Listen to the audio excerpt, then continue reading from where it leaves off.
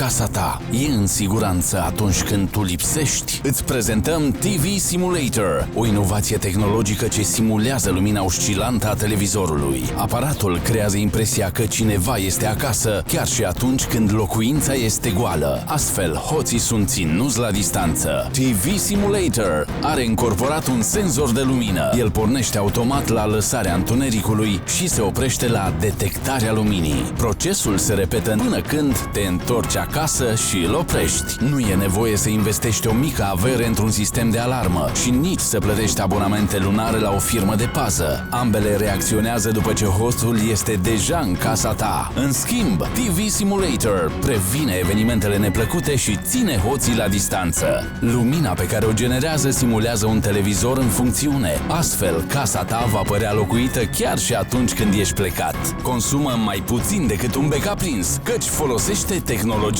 LED. În plus, nu va rămâne fără baterii în timp ce tu ești plecat. TV Simulator se conectează direct la priză. Bucură-te de concediu, de ieșirile cu prietenii sau de un weekend în afara orașului, în timp ce TV Simulator veghează pentru tine. Comandă-ți propriul TV Simulator la numai 149 de lei. Siguranța casei tale e de neprețuit. Nu uita să întrebi operatorii noștri și despre celelalte sisteme de protecție a locuinței tale. Fie că cineva încearcă să forțeze fereastra sau ușa, noi avem soluția pentru a-l împiedica. Sunetele puternice emise de sistemele noastre de alarmă vor alunga răufăcătorii imediat. Ia-ți propriul TV Simulator și alege dintre sistemele noastre de alarmă. Fii prevăzător. Siguranța casei tale e de neprețuit.